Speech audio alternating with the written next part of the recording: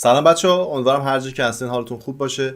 تو این برنامه که از سری برنامه‌ای هستش که به مسائل ایران میپردازیم، صحبت‌هایی توی شبکه تلویزیونی شده که تو شبکه خبر هم پخش شده بین چند نفر از مسئولین که میگذارم و اول صحبت‌های اونها رو گوش میدیم، بعد در موردش میخوام یک سری مطالب رو بگم، به خصوص برای کسانی که موافق صحبت‌های این دسته از افراد توی صدا و سیما هستن، طرفدار اینها هستن. با اونها میخوام کمی صحبت کنم. خوشحال میشم شما منو همراهی کنید. اگر نظری داشتین کامنت بذارید برام، خوشحال میشم. همه نظراتتون رو میخونم و دنبال میکنم. بهش میگه موهاتو بپوشون، اگه موهاشو نپوشوند وقت اون مرد بغلش میکنه بذارش توی ون به اصطلاح، بعد اینو بلند میکنه یا لباسش اصلا از تنش کنده میشه. اصلا کلاس آموزشی کجای قانون، حتی کجای اون مصوب است که پلیس بیاد کسی رو مجبور کنه بگیره ببره بذاره سر کلاس آموزشی؟ ما همچین چیزی تو قانون نه تو مصوبه شورای انقلاب فرهنگی داریم. اگر قرار باشه آموزشی بدن 15 سال 12 سال این بچه توی سیستم آموزشی شما بوده تا بزرگ شده. شما اگر تو این 12 سال نتونستین به این آموزش بدین، نیم ساعت 20 دقیقه میخواد پلیس، اونم به زور. اصلا توی این شرایط مگه کسی چیزی یاد میگیره؟ آقای کرباسچی هست، شهردار سابق تهران، که در واقع ایشون آخوند بوده، تو قم متولد شده و میبینید که داره در مورد حجاب صحبت میکنه. ببینیم چی میگه.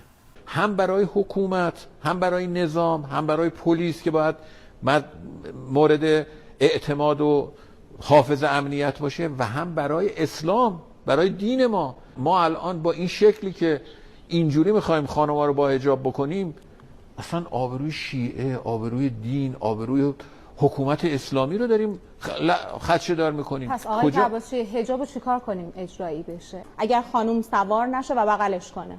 کی بغلش کنه؟ حالا رفتاری که الان اشاره کردید پلیس رو اشاره کردید. بله اشکال داره. اصلا شما حکم داری که ایشونو اینجوری دستگیر کنی؟ با دستبند بگیرن، با تیر بزنن؟ فکر کنم که شما بدحجابی رو جرم نمیدونید.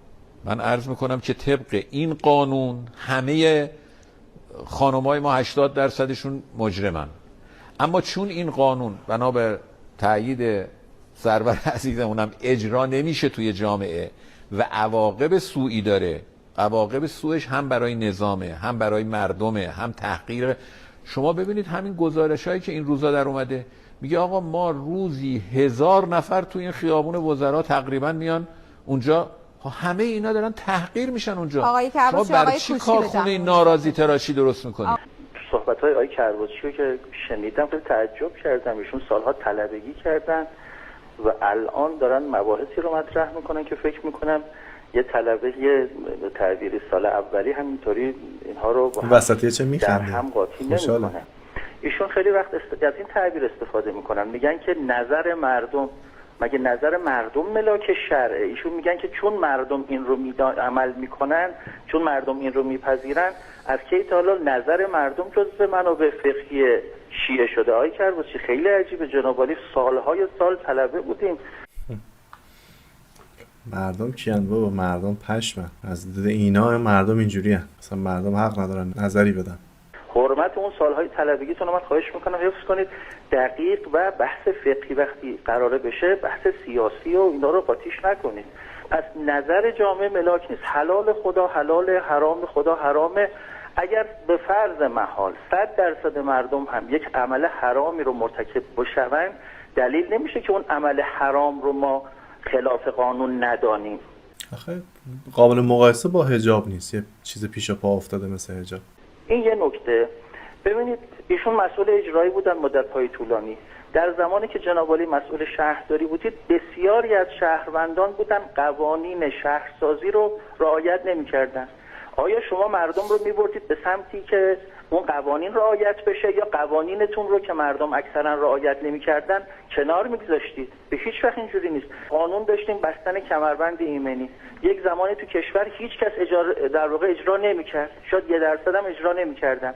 به تعبیر آقای کرباسچی باید میگفتیم خب چون مردم اکثرا 90% کمربند ایمنی نمی‌بندن، پس این قانون رو بذاریم کنار. صحبت‌های اینا رو شنیدید دیگه. کرباسچی که خب بچه قوم آخوندزاده است. اول انقلاب خیلی نزدیک بوده به خمینی و بعدش هم به رفسنجانی و بعدم دیگه اومد تو کابینه دولت و شهردار شد و استاندار اصفهان بود و بعد به جرم اختلاس گرفتنش و ماشاءالله همشون هم مشکلات اختلاسی دارن، یعنی تو بین خودشون هم یه پرونده اینجوری دارن. اولا من میخوام اینو بگم کجای دین اسلام و کجای انجیل مطرح شده که دقیقاً حجاب باید چگونه باشه؟ شما به من یه آیه رو نشون بدید که بگه حجاب باید کلاً یک تار مو بیرون نباشه، همه جا باید پوشیده باشه. کجا بوده؟ اینو به من اگر شما میدونید وارد هستید آیاتش رو بنویسید، من برم مطالعه بکنم که مطرح میکنه که اگر مثلا اینقدر مو بیرون باشه این گناه، اگر بیرون نباشه گناه نیست.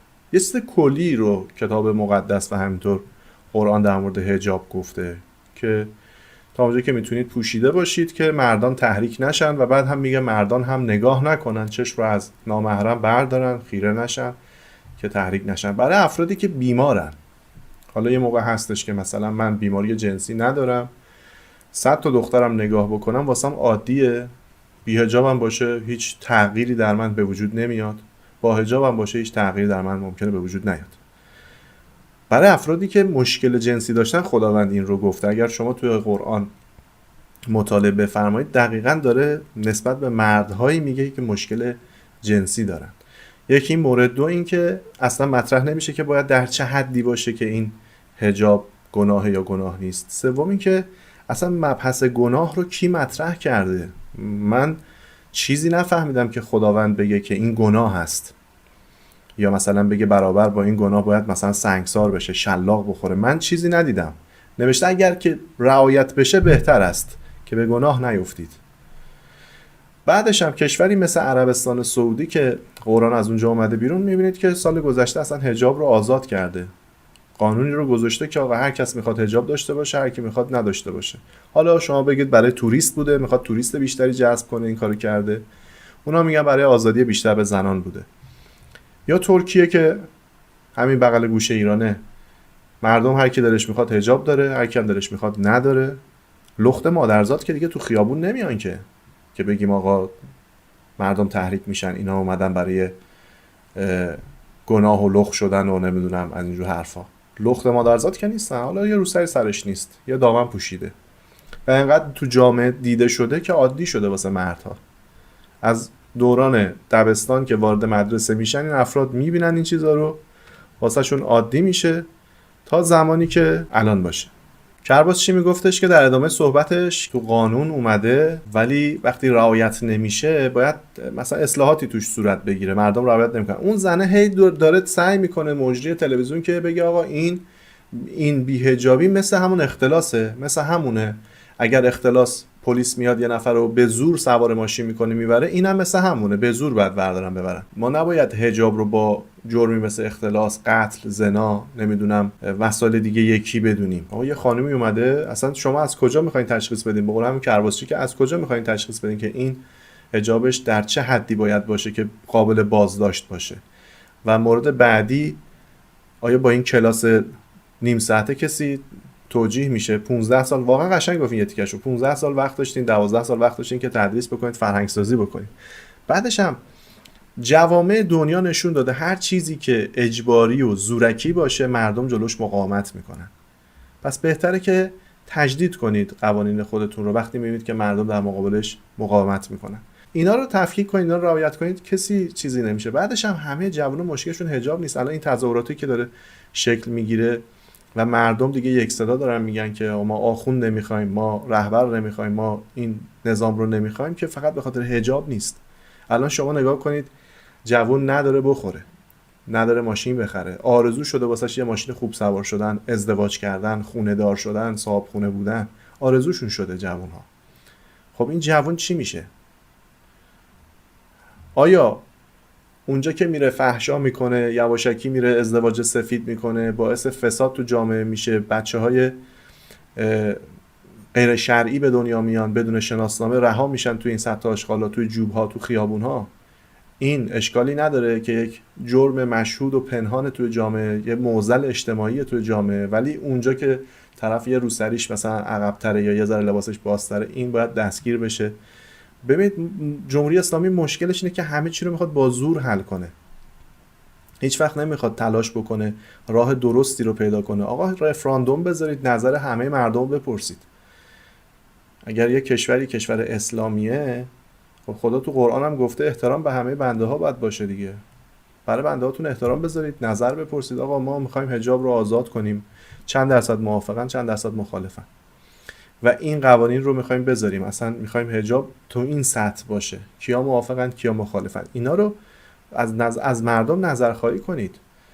بعدش هم شما مشکل بعدی که دارید مسائل اجتماعی روزمره رو حل نکردید. حالا اومدید چسبیدید به یه چیزای حاشیه‌ای که اصلا به نظر من خیلی چیز پیش و پا افتاده و بی اهمیته. همه دنیا، اکثر جوامع دنیا اینا رو حل کردن تو خودشون. هنوز ما داریم تو 100 سال پیش داریم 200 سال پیش میچرخیم ببینیم که چیکار باید بکنیم. دست تو خشتک کی باید بکنیم نکنیم. آخه این چیزا به ما چه ربطی داره؟ هر کسی هر جوری دلش میخواد. چه اجباری هست که اصلا پذیرش این که آقا حتما باید همه مسلمون شیعه باشن و حتما همه باید حجاب داشته باشن؟ چه چیزیه؟ آقا من میخوام مسیحی باشم، به کسی چه ربطی داره؟ دلم هم نمیخواد حجاب داشته باشم. خب تو طبق همون چیزی که تو قرآن اومده سرتو بنداز پایین، نگاه نکن به من، تحریک نشی، چشماتو بگیر اون و برو. چه چیزی داره؟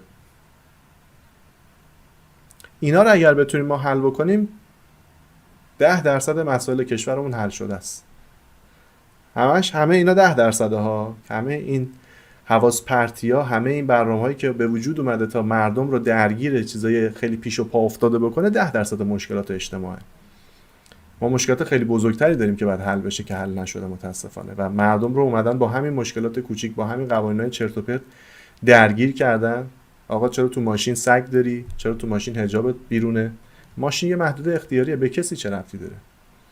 حریم خصوصی منه این ماشین، به کسی چه ربطی داره؟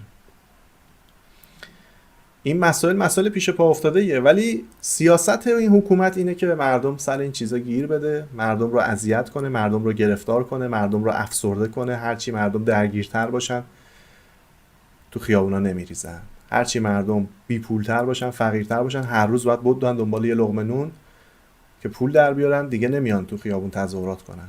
ما هم همچنان هستیم و دزدیای خودمون رو میکنیم و میخوریم و میبریم و نصف بچه‌مون هم که خارج از کشور شینگن اروپا رو دارن، نصفشون هم که آمریکا و کانادا پاسپورت اونجا رو دارن زندگی میکنن. ما هم که تو این ایرانیم دیگه، خونه مردم میمکیم و به بهانه حجاب و به بهانه این و اون و این مردم رو تلکه میکنیم، اذیت میکنیم. و درست هم میگن اینا کار بیگانه است، این تظاهرات ها کار بیگانه است. راست میگن، ماها بیگانه ایم دیگه، ما ایرانییم. اونا اتفاقا ایرانی نیستن که دارن به جوونا گیر میدن و خب ماها چون ایرانی هستیم برای اونا بیگانه ایم. برای یه مش عراقی و یه مش سوری و معلوم نیست اصلا، این قیافه هاشون رو میبینید توی صحبتایی که میکنن، اصلا هیچ کدومشون شبیه ما ایرانی‌ها نیستن. معلومه که ما از خارج اومدیم دیگه، معلومه که ما همه غریبیم، معلومه که میگن آقا برید اگر ناراضید از این کشور برید. به خاطر اینکه ما که خودمون ایرانی هستیم رو اینا ایرانی نمیدونن. ماها واقعا غریبیم تو اون کشور. به نظر من باید آدم حق خودش رو بگیره، حق دادنی نیست متاسفانه توی دنیا، توی این قرن و از ابتدایی که انسان به وجود اومد حق رو باید گرفت. هیچ کس حق مردم رو به خودش نداده. همیشه باید انقلاب‌ها شکل بگیره، همیشه باید کشتارها انجام بشه تا بالاخره مردم یه هدفی رو که دارن بهش برسن، اون چیزی که میخوان رو به دست بیارن، دموکراسی که میخوان رو داشته باشن.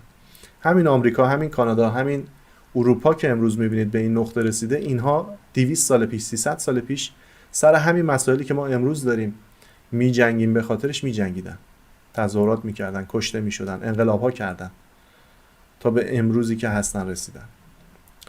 امیدوارم که ایران هم به اون چیزی که میخواد مردم ایران برسه. مرسی از اینکه منو همراهی کردین. تا یه برنامه دیگه، بدرود، خدا نگهدار.